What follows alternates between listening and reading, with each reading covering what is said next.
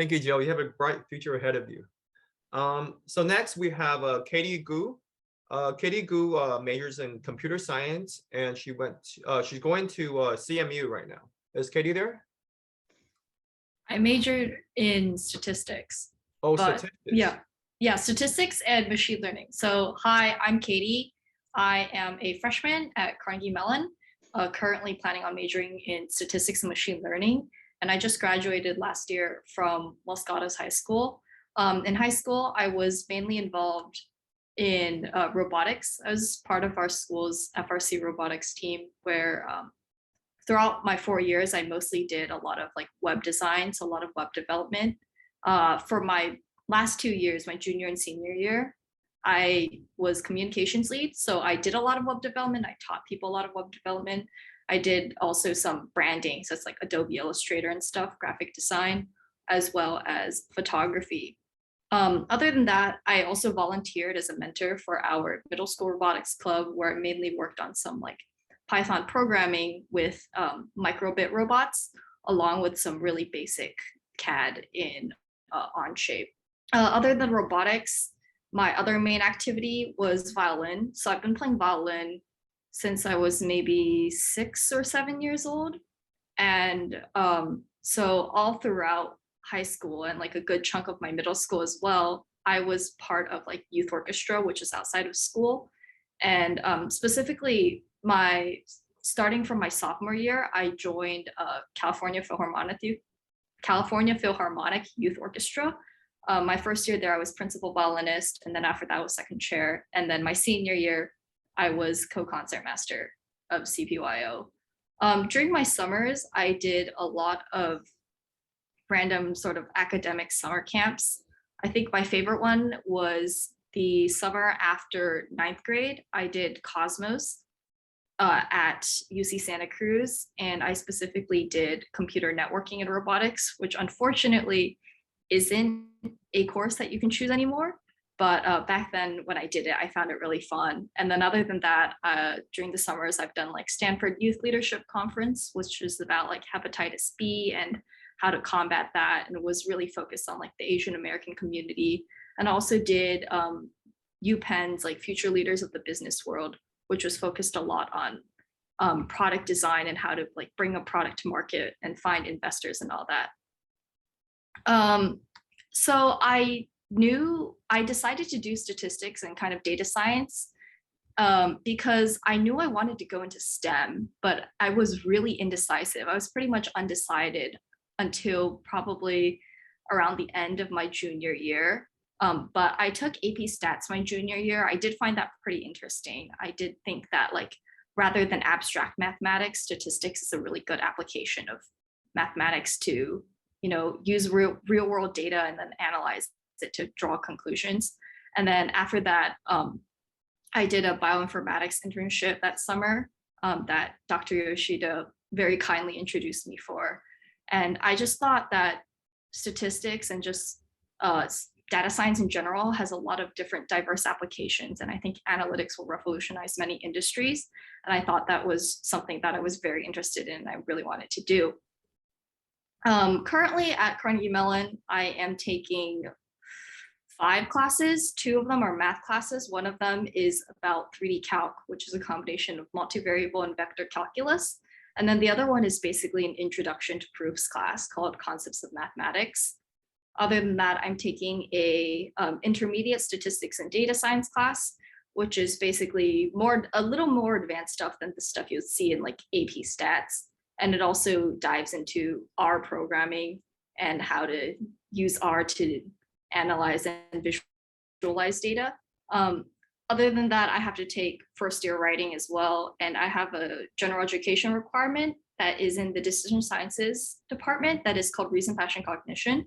And I actually think it's very interesting. It focuses on why people aren't actually rational actors and why they make the mistakes that they do. So it is a combination of like psychology and cognitive science. And I find that really interesting as well. I think at Carnegie Mellon, it's definitely more work than high school, but it's very manageable, especially if you plan your time well. I often like to study or do homework in empty classrooms and quiet areas with my friends. I feel that if you do work with friends, it's a lot less lonely, and sometimes I even feel more productive. And then we definitely have time to hang out. Friday movie nights, we'll get dinner off campus.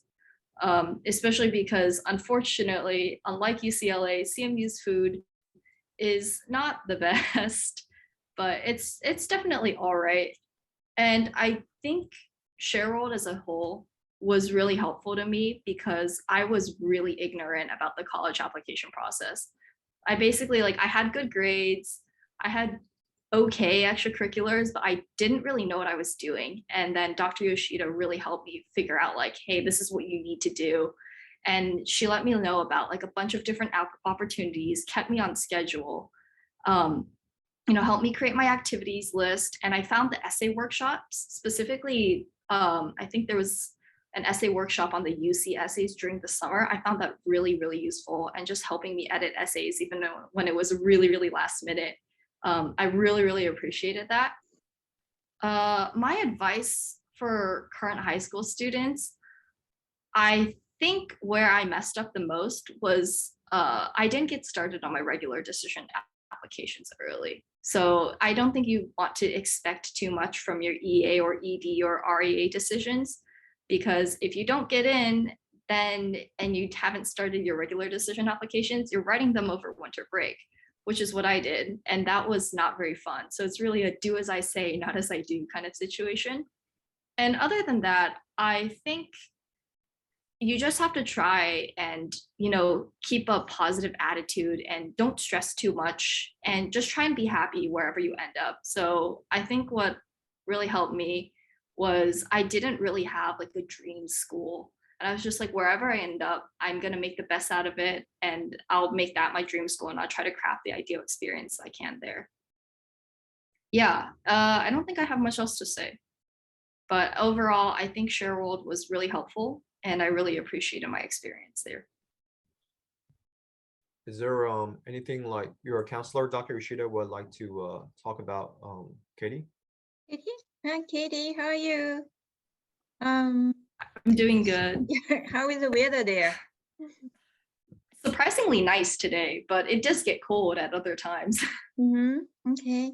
So Katie is a multi-talented young woman, and multi-talented is nice, but at the same time, you kind of wonder, what do I really want to do? How do I wrap up my activities, and where do I find directions? So that sort of thing is best to get started. Of course, the earlier the better, but by the time you get to junior year, ideally it is best to have, because that determines what you're going to do during the last summer in high school.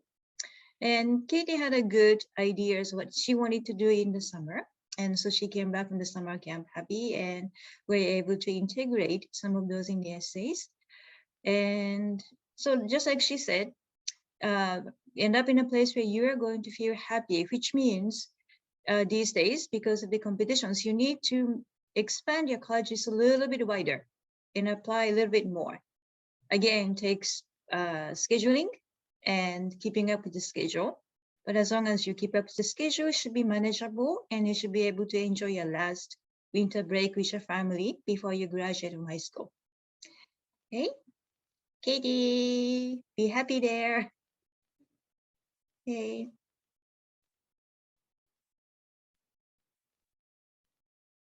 Yes, that's all for me. Oh, Katie, is there anything you want to say to your counselor? Thank you so much for editing so many of my essays so last minute, because I was quite the procrastinator, which is why you should not do that, because that is a bad idea. Yeah, it's a bad idea. Yeah. Okay, thank you so much.